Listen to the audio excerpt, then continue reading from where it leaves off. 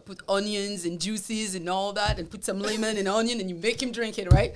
So go to school. She make up a concoction. I know, right? I put anything to boost your immune system, and I'm feeding him stuff to get his immune system back, right? But anyway, so him and his sister got sick. But he was a little bit weak last week. Yeah. He's like, I want to stay home. I said, no, you're not staying home. You're fine. It's in your head. That's what my dad used to tell me. This is in your head. It's not for real. If you believe it, it's going to be for real. And you're like, Daddy, my stomach really hurt. No, it's in your head. My dad used to do that all the time. So that's why I tell my kids, it's in your head.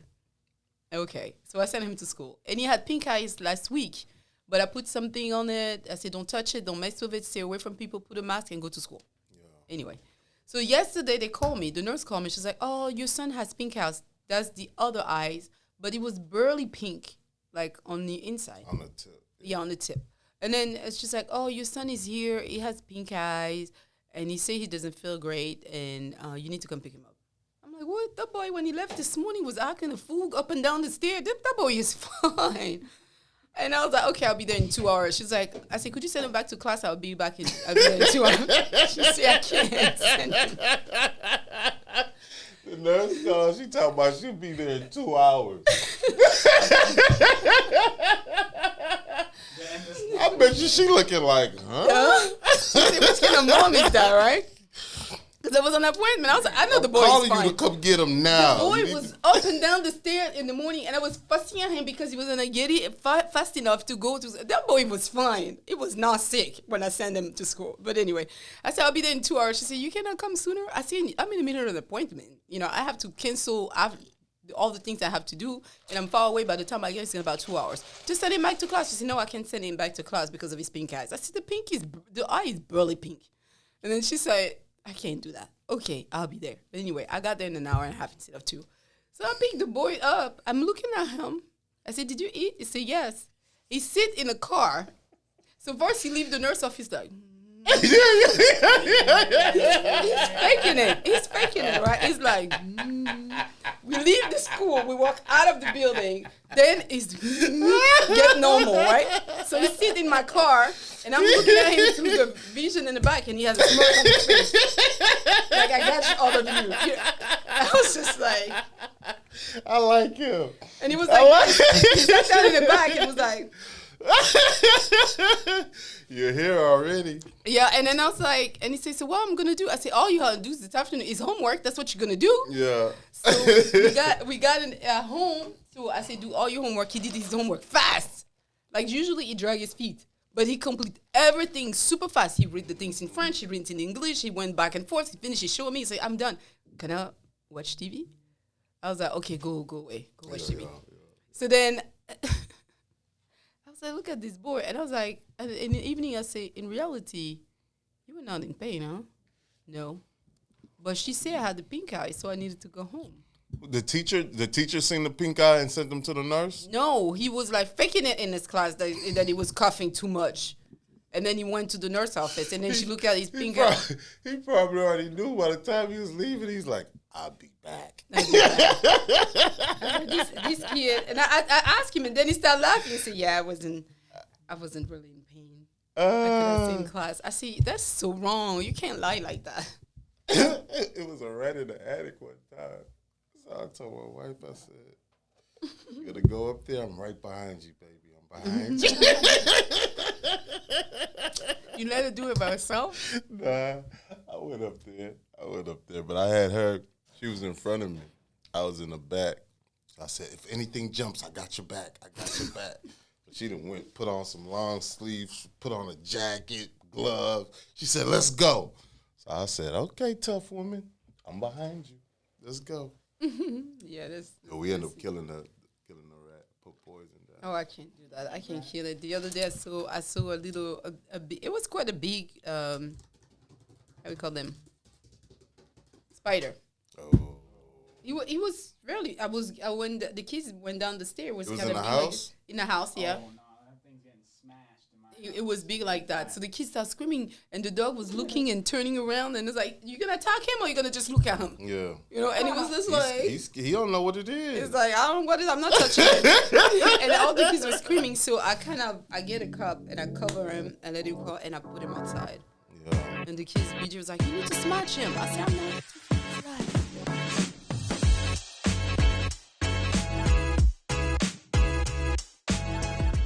Hey guys, welcome to our show. Let's keep it real now. I am your favorite host, Danielle Bilumbu with DBK Real Estate, and I'm here with my bestie lender, which is Mr. Abu Jabi with AMP Lending. How y'all doing today? Great. So today, the subject that we would like to talk to you about, and it's about lender. You know, some of you probably already closed on a home, and then you had to sign some document. One of them was what we call a CD, which is a closing disclosure, reflecting a lot of fees and numbers that will be included into you purchasing your home, but you will know how much you have to bring at closing. So we're going to go a little bit into details. What are some of the fees that is included, and why are they there? How this is happening when you decide to purchase a home. Okay? So Mr. Expert. Yes. What is a CD? Well, yeah, so a CD, that's something us as a lender we love to see, because that means that our transaction has almost been completed. We've got to clear the close. They're itemizing all the fees to the penny, and then they issue what's called the CD. The CD is the actual closing disclosure. And what it is it's an actual form that breaks down all the fees that are associated with the transaction, on the buyer's side and on the seller's side. Mm-hmm. Some of the fees that you're going to see on the CD are going to be the origination fees. So the origination, first of all, the CD is sent about, you need to sign it 3 days before closing. Correct. So initially how it works is they have a 3-day to rescission rule. So we'll send out a CD. That CD isn't a final CD. It's just the initial CD, just to start the 3-day process. Okay. So they'll throw some numbers together just to get the CD formulated, to get it sent out to the borrower, to have the borrower sign it. So it's just an estimation. It's just an estimation. Is it with the final number, is it often very close or off? Sometimes it's off. Like by a big number? Yeah. It could be about $4,000 or $5,000 off, because they're not more or less all the discounts or the credits that you're receiving. They're just trying to put together a few fees and get that CD out so those 3 days can start. 3 business days? Or 3 business days. So if I sign the CD on Friday, I'm closing on? If you sign the CD on a Friday, you can close on Thursday. Okay. So it has to be full business day. Friday, Monday, Tuesday, Wednesday, Thursday. Okay, and then some of the CDs, sometimes you just talk about it earlier. You say you have the origination fee. Yeah. What exactly is the origination fee? Are they all the same? Is it the same number of all lenders? And now sometimes I heard that some lender, they have it, some do not have. So how does that work? Yeah, so typically with us, AMP Lending, we don't have any origination charges. We don't charge origination fees, but you do have a lot of banks out there that do charge origination fees. And it varies. It can be a 1% charge. It can be 1.5. It's whatever the lender or the company wants to actually charge for their services. Just to start, right, pretty much. And yeah, and it's do you owe fee? It's a set fee. Do you owe that even if you don't close on the transaction, or it's just part of the? No, you only pay it if the actual home closes. Okay, and what's usually the percentage of the prices in general of the origination fee if somebody see that on the CD? It can be 1%. It can be 1.5%. It can be 2%. It just depends on what the lender's charging. Mm-hmm. Every lender charges a different amount. Okay. So you have your origination fee. You have a processing fee. You have an administration fee. You have credit report fee. And these are just fees that are coming from the actual lender itself. So this part of the origination fee, or is just you have the original fee plus all these other fees? Plus all these other fees. So the origination fee is just one bucket. So you have that. You have the admin fee. You have the processing fee. You have survey, if you had to get a survey. All of your escrow fees. All those things are there. So the title company charges if you're going to escrow. Charge for that. Then with the escrow, you have the months of escrow that you have to put down. So it might be, depending upon the time of the year that you close, 4 months of property taxes, 6 months of homeowners insurance. So you're going to have all those things highlighted on your actual CD. So, but the taxes and the homeowner insurance is not really it's part of your closing cost, but it's not really a cost. It's just money that is required, the lender required for you to have in a reserve to take care of these But expenses. it's still coming out of your pocket. It's money that you do have to bring to the closing table. The thing about it is depending upon the time of the year that you're buying it, it can be smaller or it could be more. So for a buyer, is it better to pretty much buy the house at the end of the year? Yeah, the end of the year, January, February, your escrow fees are going to be shorter. Yeah, because because the sellers will give the buyer a bigger credit. They're going to give them a bigger credit towards their closing costs when it's closer to the end of the year when the taxes are due. So you can't pay for property taxes when you're not occupying the property. Correct. And then what about the other fees that you guys have outside of these that you just named? Any other fees that people need to pay attention? Yeah, so you have your title fees. You're going to have fees, let's say, like I stated, survey fee. Let's see, on the CD, they itemize everything. Everything's itemized to a penny. And then you're also going to be able to see the things that the seller is going to be able to be responsible for. The other thing on the CD is whatever credits that you're getting towards the transaction, that's going to be outlaid on the CD as well. If you're getting any realtor credit, if they're giving anything back, if the seller's giving you any credit, all those things are outlaid on the actual CD. Okay. And then oftentimes we hear the term the title and the lender are balancing numbers or balancing the CD. What exactly does that mean? That means that they're actually going back and forth, setting different invoices for different things that they have to cover to make sure that they're both on the same page as far as how much that actually costs. So they're not over, any dollar amounts. Okay. With that CD, you're also going to have your interest rate that's going to be on there. You're going to have your monthly payments. They're going to have everything broken down from your principal and interest payment to your homeowner's insurance, to your property taxes, to your mortgage insurance. Everything's going to be outlaid on that actual CD. If you're doing a 30-year term, if you're doing a 15-year term, all those things are outlaid on the actual CD. Okay. And then why, so first talking about interest rate, how does the lender charge you the interest rate to a buyer? How do they come up with, for example, I'll be like, John, your interest rate will be 5.9, and then Sean, you will be 6.3. Yeah, so when it comes to interest rates, again, it works kind of the same way, just like the origination charges work, right? So depending upon the company, how it's structured, depending upon how much money that the companies want to make, you have an actual buy-in for that actual rate. So they have something that's called a par rate, which is the market rate, which means that for this rate, let's say it's 5%, you don't get charged anything for that rate. It's at zero cost. And then everything after that rate is an actual charge. Do you have people that come where they're not charged at zero cost? Does that happen?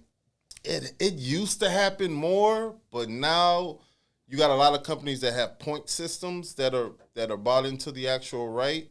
So now you're not seeing anything at par. You're either getting an actual lender credit or you're paying down on your actual interest rate. That's what I've been seeing. But when it comes to the actual rate itself, you have the lender. Let's say you got a 5% par rate. With that 5% par rate, anything over that, let's say if I want to charge $2,000, I want to charge $2,000 for a 5.5% interest rate. So my cost for getting that interest rate from the investor is going to be into that $2,000. Could you break it down, investor part, so the public can understand when you say investor? That means the people that provide the loan to you? Correct. So as an actual lender, you have different investors that you do business with. Okay. Right? Different investors are able to offer different programs, right? So depending upon what type of company you are and the type of products that you want to service, you have investors that can do different things. So with that investor, they're going to have their own rules, okay? If you want to be able to get this interest rate, sales price of a house has to be over 150,000, or their debt to income ratio can't be over 45%. There's different notes that go into it. Or if they want to get that interest rate at no cost, they have to put 20% down instead of the minimum regular 5% down payment. You'll have those things that go between the investor and the lender that they have a contract on, that prior to doing business, you already know up front what you're going to be able to make off that loan, what you're going to be able to give to your consumer, and how much the investor is going to be able to make off of each loan that you're doing for them. So on the interest part, interest rate part. So let's say, for example, you have someone who, let's say this person has a 620 credit score. Does the interest rate they're gonna get will be the same if he put 20% down or 3.5% down? What are you looking at to charge the person if you have the same profile? But one will put 20% down and one will put 3.5% down. Of course, the loan amount will be different, but does that make a difference for somebody on the interest rate number? Correct. So basically, the way that the investors are looking at it, it's all about risk. Okay. The higher the risk, the higher the interest rate is going to be. Okay. Period. So at the end of the day, if you have a client that has a 620 credit score, they're putting 3.5% down. You have another client that has the same 620 and they're putting 20% down. And same financial same debt to income ratio. Same debt to income, everything. Same income. The loan to value is going to be lower. Okay. So in turn, if I'm giving you a 5% and 5.5 and I'm charging you $2,000 for that, for the one that's putting 3.5% down, for the other client that's putting the 20% down, I might only be charging them $500 to get that 5.5%. Okay. Because they're putting 20% down. Okay. Which is making that actual file not as risky as the other. So the more you put down, the more chance you will be to pay to have less interest rate charge, pretty much. Exactly. Interest rate and fees at closing. Yeah. So the same thing goes for credit score, right? If you have a 620 and somebody else has a 680, the risk is lower.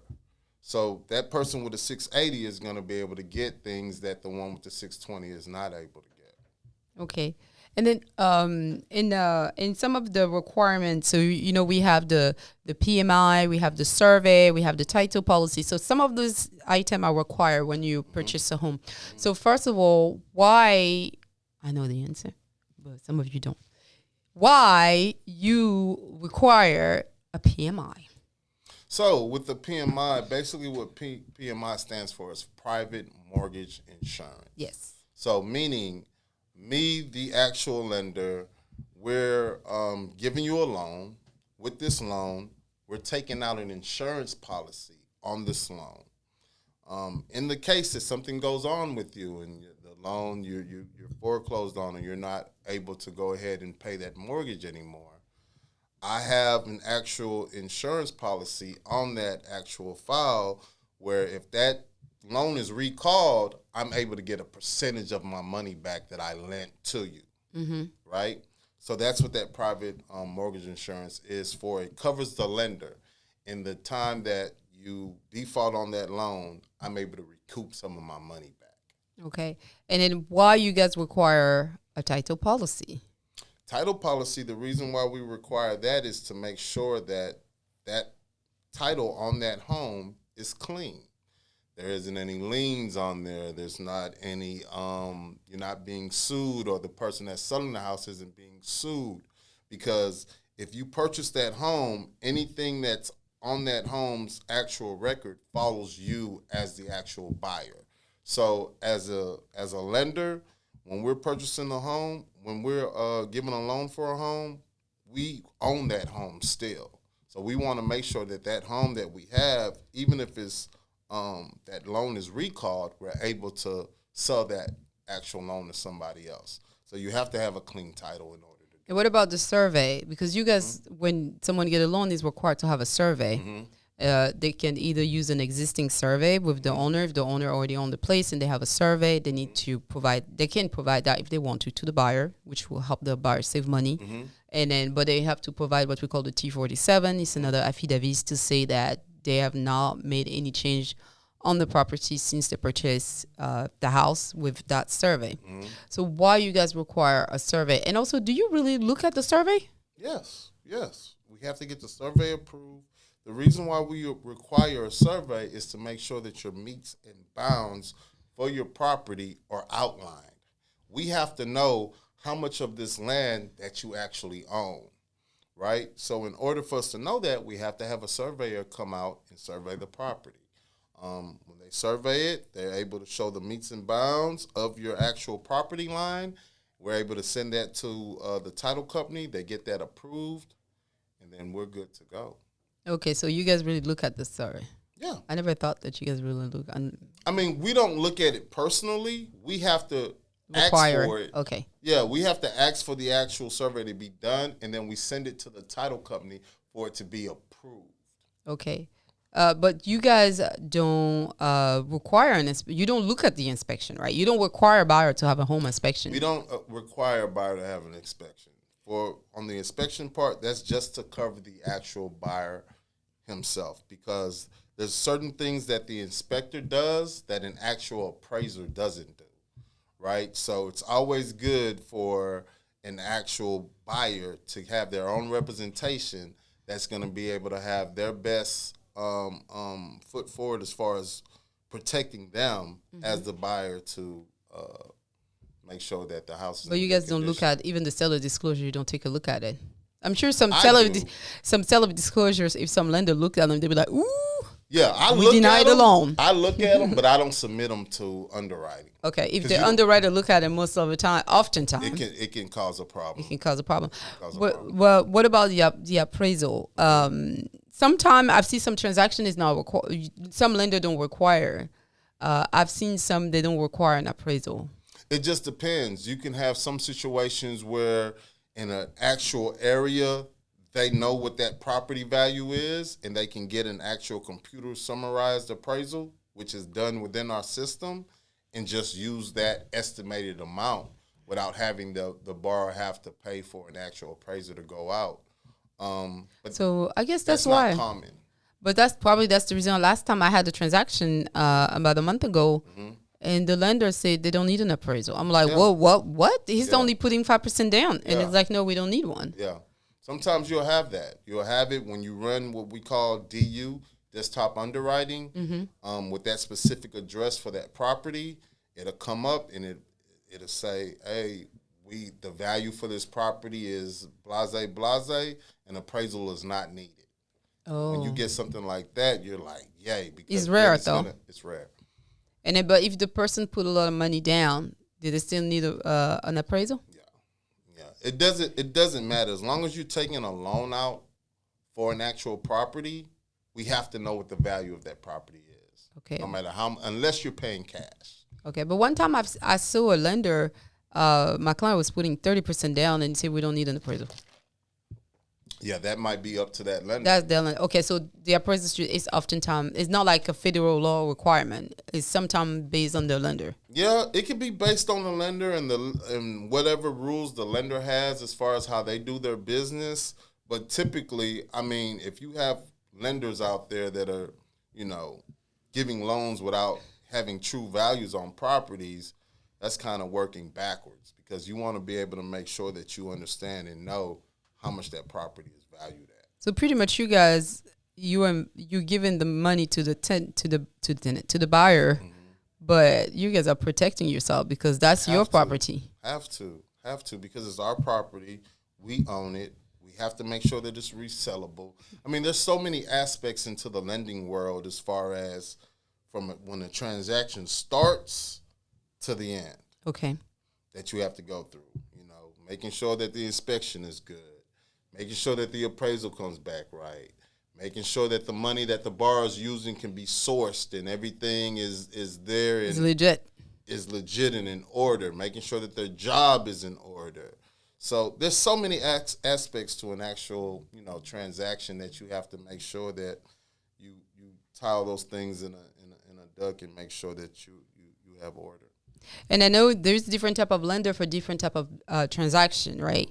So I'm mainly residential, so I do a lot of regular home, but also I do some land, and then not all lender can provide a loan for someone who just want to buy a lot or land. Yeah, like me, we don't do any land loans at all. So typically with land loans, those are going to be smaller loans, and you can go to like private banking institutions, and they like Frost Bank, things like that. They're able to do those land loans. But I've seen a lot of land because I have a client who he's looking to purchase a land. So it took me a minute to help him find a lender that can do land. But he will build eventually in the future, but he's not ready for that yet. He just wants to buy a land. And a lot of them, they're like, oh, we only do not big loans. And then you have to put, some of them ask 20% down, 25% down. The one that I found, they say they're going to do 10% down, which was great for my client. But the loan amount was small. They will not pass 150. That's what they told me. And it has to be a minimum of $60,000 or $70,000. So I'm like, that's kind of limited. But also you do have other lender. You have some lender, for example, for the people they can, they're self-employed, they can do bank statement only, right? You provide that service too. We can do bank statement programs. We can do DSCR programs. What's DSCR? DSCR is an actual investment program. So basically, we don't have to look at any income docs. If you're an investor, you're looking to purchase a property, as long as that the rent covers over 1% of what the mortgage is, I'll automatically qualify. But how much is the interest rate on these cases like that? Interest rates are going to be higher. Because it's a higher risk, right? It's a higher risk. So anything with a higher risk is going to have a higher interest rate. So you might look at 9%, 9.5% for a DSCR loan. So for this type of loan, anybody can apply? Would you look at the credit score of the person also? Look at the credit score. You got to be at least a 600 and above to be able to qualify for the program. But again, if you're somebody that's writing off a lot of things on your tax returns, this is ideal for you, right? You don't have to pay Uncle Sam back a bunch of money on your tax returns, and you're still able to take advantage of buying real estate and invest. Okay, so give a breakdown for. I'm sure some of you are interested by this kind of thing. So give a breakdown as for the profile of the person that can qualify for this one. For the DSCR loan? Yeah. So first, typically it's real simple. It's going to be somebody that's going to have a credit score of 700 or above. Okay. Right? I'm writing down, taking notes. 700 and above. 700 and above. The person is looking for an investment property. Okay. Right? Person is going to have to put down at least 20 to 25% down. Okay. And then as long as the rent, whatever you're going to be renting the property for, as long as it's 1% above the actual mortgage that you are responsible for, you're good. So they just want to see that property is going to be able to have cash flow. So, for example, if somebody's buying a $200,000 home, for example, and then the mortgage you're going to charge them. So if for example the mortgage you charge them is $2,000, and then the rent payment is $2,500, they're good to go. They're good to go. They're good to go, but they have to put 20 to 25% down. 20 to 25%. And the interest rate will be like 9.5. Ooh, that's high. Some cases 10, but you have a property. Okay. You can always refinance it later. Okay. And what about the doctor's loan program? What? So we have doctor loan programs out there where you have doctors that are coming out of school, just not graduating, right? We know with doctors, their student loans are high, very high, $200,000 to $300,000 in student loans, right? So for those people, because we know that they're coming out and they're going to be making money, we can exclude their student loans from their debt to income ratio. Okay, so if you're a doctor, this is not just for doctors, it's also for anybody in the medical field. In the medical field. Yeah, so administration people, nurses, nursing, a physician assistant, and so on. So if you're a doctor and you want to be balling and showing everybody that you're a doctor now, but you want to buy a nice home, that's the program for you. Yeah. 0% down. 0% down in some cases. Some cases are down payments as well. Okay. Case by case. But you can definitely give me a call at 281-520-0015, and we can definitely go over your profile. Which other type of loan are out there? They're rare. Could they do a loan for people that have parents? They want to buy a home for their parents, and they They don't have this type of loan There's yet? not a specific loan for actual parents, but you do have loans that you can do, which are called non-occupying co-borrowers. But do you have to put 20% down, though? You don't have to put 20% down. Okay. The lowest that you have to put down is 15%. But in the case that you already own a home, right? I already own a home. I want to buy a home for my parents. Yeah. As long as I can carry my debt and the debt of the home, right? I can put my parents on there as long as they have the scores. They have to have the credit scores to be able to qualify, to be able to obtain the home. So there's no way for me to purchase the home, use my credit score, and but the parents be on the deed. And purchase it as a primary? Yeah, for them. It's not going to work. It's not gonna work. No. Homestead is associated to each and every borrower's initial profile. So that's why you get that homestead exemption. You get that break on your taxes. You can only get that one time. Okay. Right? So once you have your homestead, unless you take the homestead off of that property and attach it to something else to where you're paying full taxes on that property, that's the only way. But the homestead is for my parents. It's not me. My mom and my dad, they're 65 years old. I'm trying to figure out any way I can get this work. Yeah. So let's say my mom and my dad are 65 years old, and I help them get the home. They're on the deed of the house, but I'm on the loan. They can apply for homestead. Do they have any income? Let's say they're on fixed income. Okay. If they have fixed income, they can be on the home as the primary borrowers. But the thing is, the loan is not under the name because they couldn't qualify. Well, that they're not going to be able to get it. In order for them to be able to be on the loan, everybody on the loan has to have qualifying scores. If you want to buy the home, right? You're buying the home, and then you put your parents' name on a deed. You can put anybody's name on a deed. No, but I'm talking about the deed so they can file for homestead. I already have my house. I live in my house. I have my own. But we're not using that information to qualify them for the home. So no, but I'm not looking at the home. I'm looking at the homestead. They're on the deed of the house. The homestead goes with the home. It's 1 in 1. There's no way around it. Okay. I was just trying. There's no way around it. There's no way around it. So it all goes hand in foot. They got this thing figured out all the way. Okay. So there's no way I can benefit from their being older and have a big tax break on the house they It live might in. be something that we can present to the ones that be and see if we can try to get something created. But as of now, there's nothing there. Everybody have to have the scores, and you qualify that way. You can help with helping them qualify to get it if they don't have enough income, right? But whoever has the lowest credit score between the four, that's the credit score we're going to use to qualify. Okay. And what about now with what's going on with National Association of Realtor and the buyers? Because now they're closed, so you kind of break down the CD, but now some buyer will have to pay for their own realtor.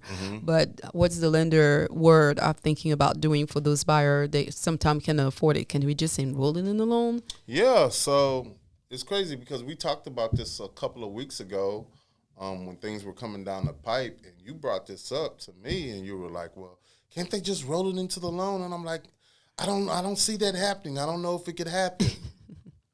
Well, yes. Yes, now?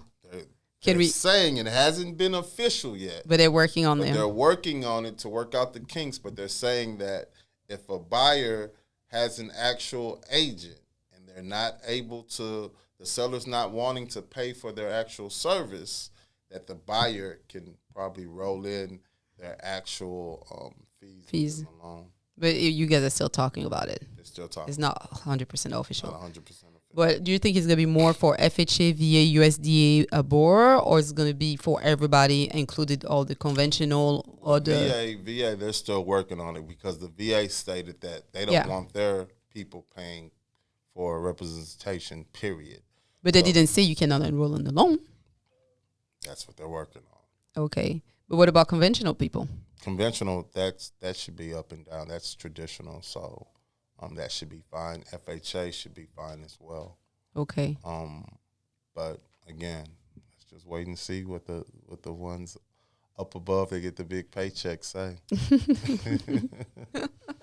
Okay, so hopefully you guys learned a lot about what's included in your CD, the fees that the lender charge you in order for you to purchase a home. We want to hear from you, want to know your comment. Make sure to drop down your comment below. Let us know what you think. If you have any question you would like for us to answer for the next podcast, feel free to contact us directly or just drop us a comment and we're going to make sure to answer that. Thank you so much for watching. You have a final word you want to tell people? Nothing much. Just, I know the economy, things right now, things are pretty tough. Hopefully they'll open up some stuff, bring these interest rates down a little bit, and make this home buying process a little easier. So we're keeping our fingers crossed and keeping it pushing. All right. Thank you so much for watching. We'll see you next time. Bye-bye. Bye-bye.